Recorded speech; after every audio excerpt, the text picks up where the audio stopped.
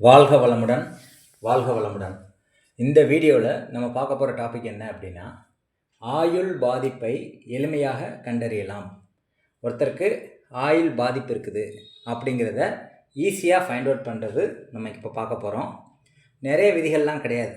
சனி வந்து 8ல் இருக்கார், 8ஆம் அதிபதி அங்கே இருக்கார், இங்கே இருக்கார், இந்த மாதிரிலாம் இல்லாமல் எளிமையான விதிகள் தான் இந்த வீடியோவில் பார்க்க போகிறோம். இதை அப்ளை பண்ணால் நிச்சயமாக வந்து ஆயுள் பாதிப்பு இருக்குது இல்லை அப்படிங்கிறத உங்களால் ஈஸியாக ஃபைண்ட் அவுட் பண்ண முடியும். அதுக்கு நீங்கள் தெரிஞ்சுக்க வேண்டியது 2 விஷயங்கள் தான். அந்த ஆயுள் கண்டத்தை ஏற்படுத்தக்கூடிய கிரகங்கள் என்ன, ஆயுள் பாதிப்பை தரக்கூடிய பாவகம் என்ன, இது 2 வந்து தெளிவாக புரியணும். இப்போ ஆயுள் கண்டத்தை ஏற்படுத்தக்கூடிய கிரகங்கள் என்ன அப்படின்னா, செவ்வாய், சனி, ராகு, கேது, இந்த 4 கிரகங்கள் தான் ஆயுளை முடக்கக்கூடிய கிரகங்கள். இப்போ இந்த 4 கிரகங்களில் ஏதாவது ஒரு கிரக சேர்க்கை ஏற்பட்டது அப்படின்னு வச்சுக்கோங்களேன், கண்டம் ஏற்படும் அப்படிங்கிறத நம்ம எடுத்துக்கலாம். இது கிரகங்கள் ரீதியாக. பாவக ரீதியாக 6, 8, 12ஆம் பாவகங்கள் வந்து மரணத்தை ஏற்படுத்தக்கூடிய பாவகங்கள்.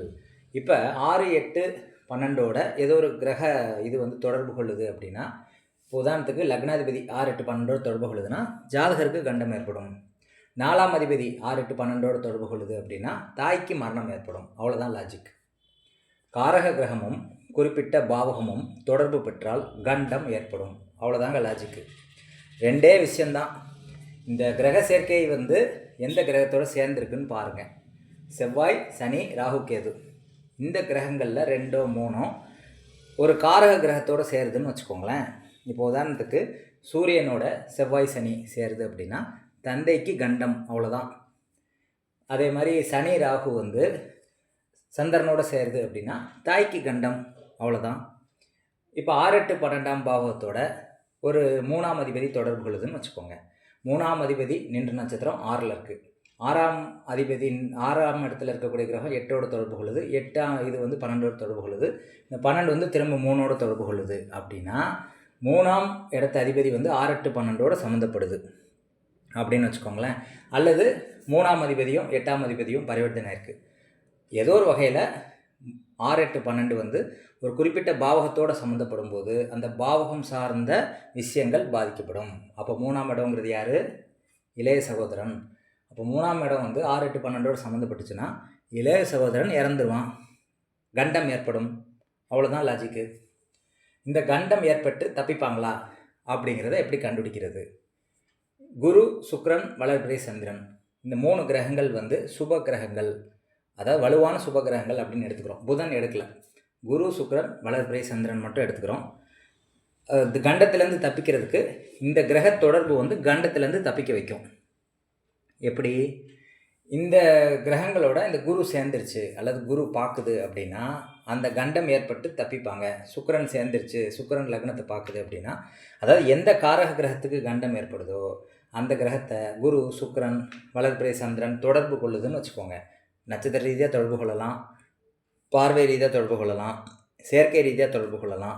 இப்படி தொடர்பு கொண்டுச்சுன்னா கண்டத்திலேருந்து அவங்க தப்பிச்சிருவாங்கன்னு சொல்லணும்.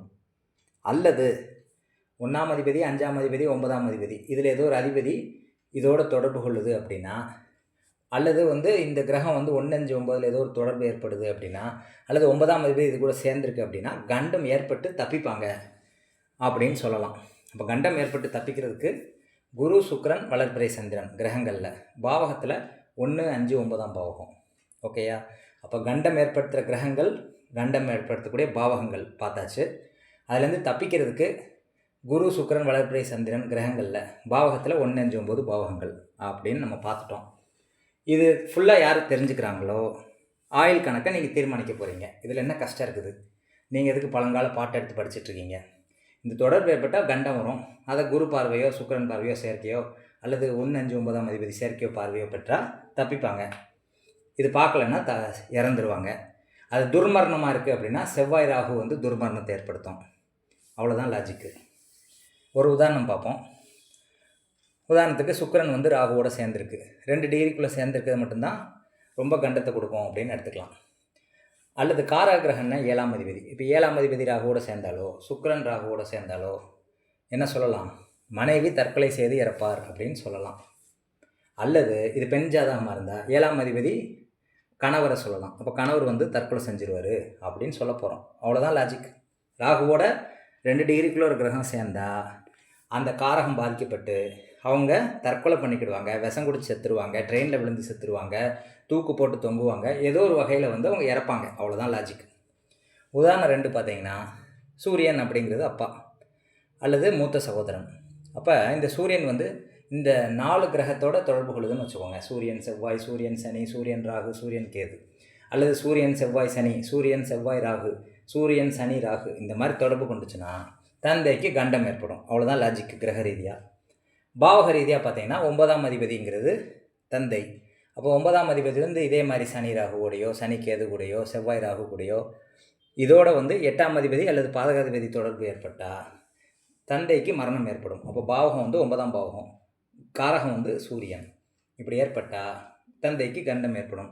எப்போ இந்த கண்டம் ஏற்படும் அப்படின்னா தசாபுத்தி ரீதியாக நடக்கக்கூடிய தசாபுத்தி வந்து 8, 12ஆம் பாவத்தோடு தொடர்பு கொண்டால் மரணம் ஏற்படும் சொல்லலாம்.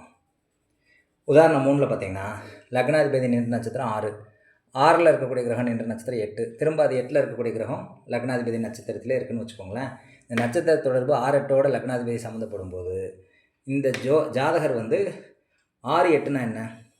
எதிரிகளால் கொல்லப்படுவார் அப்படின்னு சொல்லலாம், நோயினால் பாதிப்பு சந்திப்பார், இறந்துருவார் சொல்லலாம், அல்லது வந்து இவர் கடனால் வந்து தற்கொலை பண்ணி இறந்துருவார்னு சொல்லலாம். இப்போ 3 ஆப்ஷன் இருக்குது.